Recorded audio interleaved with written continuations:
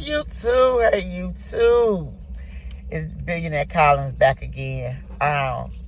This is going to be part 2 of School Bus Shenanigans, okay? School Bus Chronicles. And today, this morning, I have a co-worker friend of mine. She's getting ready. Miss Tasha. Tasha, introduce yourself. Let them know who you are, where you reside at. I'm Tasha. I'm in my car right now. We do car chronicles. And that's where I'm at. As y'all know, we in Florida. Yeah, we in Florida. Yes, ma'am. So, Tasha, now yesterday I was talking about these children on this bus and their behavior and how the parents need to help us, help them.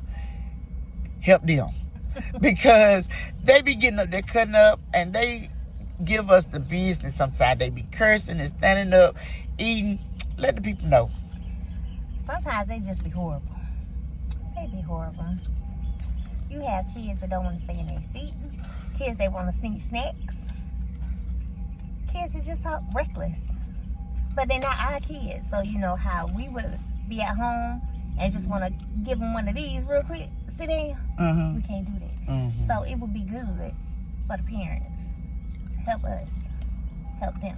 Exactly. Help your children. Exactly. Because, like I said yesterday, these kids, even the little ones, be using words that we don't even be using. I mean, like, if you could hear the conversation that they be having. It's a lot of B's, a lot of MFs, a lot of L's, and everything. GDs on my bus. Yeah. And it be the middle school kids. And they my high schoolers. My high schoolers are good. Now, they do curse. I hear a lot of the F. That. And I got some boys that are tall on my bus. And they'll sit your tall down. Mm-hmm. Tall. I'm like, it's horrible. Why? At times it's horrible. Why? You know?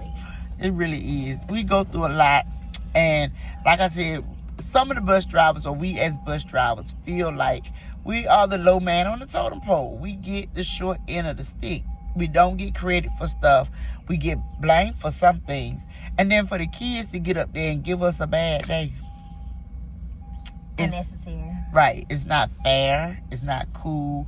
The kids should be more manageable, I think. Because, and I think it starts at home. It does. I think it starts at home. It does. Because they bring that behavior to the school. And not just to us. They give it to the teachers and to anybody who is around. They give it to the other students. And it's too much. It is. It's too much. Especially when it's the little ones. Mm-hmm. It's one thing to have the older ones, it's instilled in them already. Mm-hmm. But when you have the little ones that just be popping off at the mouth, it's just... Yeah. Now, you come from Miami, correct? Right. Did you drive in Miami? I did not. Not really out there. I was going to ask you, do you see a difference? Because, sometimes when you go from state to state or area to area, you can tell a little bit of a difference in the kids and their behavior. Well, you could tell the difference without being a driver out there between the kids. Yeah. Like, my daughter, she doesn't have a spirit or demeanor of any of the kids out here. Okay. She sometimes sees these kids and be like, something wrong with them. Yeah. Can you tell a difference in the kids from the different sides of town? Yes, very much so. Yeah. Very much so. Yeah, I agree with that very much. And I have driven with 2 different companies here in Florida, and I can tell a difference. Like, okay, so we are on one side of town, right? When I drove for this other company, I was predominantly on another side of town. So we have, everybody has north, east, south, west, sides of town. And when I drove for the other company, I was more so on the other side of town. And to me, it was similarities, but there's a difference, And it's just... It's the whole demeanor of the kids themselves is like different. You get a different vibe from the kids on each side of town. Yeah. Yeah. It just depends on where they're from. Yeah, that is true. That's true. That is true. So parents, just like I said last night, just help you help them. Teach them to respect their elders, teach them manners. And mostly what gets on my nerve, if they're cussing and I don't hear it, then I can't say who it was, or I don't know that they were. You know what I'm saying? Right. But when you loud and vulgar with it, like, just top of your voice, you gonna be heard. Now, come on now. Right. And then the standing up. Like I said last night, this is not a city bus. And even on the city bus, you have to stand at your own risk.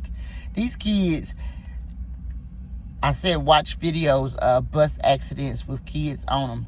I've seen kids on bus accidents where they were flung through the front window, where other kids were propelled back or on top of them and they broke or hit their head or something. Something's getting broken. And it was a tragedy. And it's not all because your child was standing up, but the fact is, if your child is standing up and then somebody hits us, because we have a lot of accidents where people hit us in the back. And them kids, what happens to them? They fly forward. And they fly in the aisle. Sit down. Stay in the seat that you are assigned to, because we assign seats. Every bus, they be like, why we gotta sit here? Mm-hmm. Why I gotta sit next to them? Why can't I move? Can I go back here to the back? No, you sit where I put you. We arrange the seats on the bus for a particular reason, because we know the kids that act up. We know the kids who are pretty good or good. So we try to pair them up. You do that on your bus? I do. I do too. Our kindergartners have to sit in front. So sit where you are assigned and don't give me no pushback and no yickety yak, because we don't want to hear that. I definitely don't want to hear it. We don't want to hear that. Just sit there. You just on the bus for a couple minutes to get back to your bus stop and go home. Exactly right. Our routes are not long. 20 minutes at the most. 15, 20 minutes at the most is the school that we work at, or the company we work for, because we're a small corporation, and so it don't take long for us to get you home. Sit down. Be quiet. Say your snacks till you get off the bus, because as soon as you get off the bus, you can pop that bag open and we ain't gonna care. Right. Because on our bus, I hit a bump. Here come Cheeto. Now tell them, I told the people last night, what can you smell on the bus when somebody's eating? Cheetos, Doritos, Takis, candy. All the O's, the Fritos, the Cheetos, Doritos, all the O's. We can smell it. Even oranges. Them apples, when they be biting into them, we could smell it. So we know you're lying. Somebody eating, you just don't want to be snitching. Mm-hmm. Just teach your children, because, and like we was also talking a little while ago, with us moving on the bus and the children eating, that's a hazard. Your child can choke. We do not have attendants on our bus. We don't have bus monitors, so we cannot stop and render first aid or the Heimlich maneuver if your child is choking. Teach them not to eat on the bus, and drink. Those little straws. Yeah. Go over these humps. And we have a lot of speed bumps where we work. Go over one of them humps and that little straw in your mouth and push up into your roof of your mouth. That hurts. Even as an adult, if you're drinking something, it's gonna hurt. It's gonna hurt. Depending on how bad it is, it might start bleeding. Exactly. So teach your children, please, to not eat and drink on our buses. Even the bottle, but push up into your gums, break your teeth out, or whatever the case may be. Because we are responsible, but we're not responsible, because they should not be eating. That's our rule on all buses. Even the city bus, you can't bring a cup, open like styrofoam cup or something like that. Maybe a cup like this you can take on the city bus, or a bottle or whatever, but open containers, no, you can't bring that on the city bus. I used to drive the city bus too, and I'd tell you, throw that away. Please, can you please put it in the trash? You get pushback from them. Yes. Because they are adults, but, at least you ask them. the kids, it's written on the bus in numerous places. All over the place. No eating, no drinking. You know? And obey the bus driver at all times. It's on our bus. I read it to my kids, and it's up there twice, as a matter of fact. It is. It's up there twice. And my bus is up there like 4 times. Because I put signs in my bus. So it got a little extra. Right. So, okay.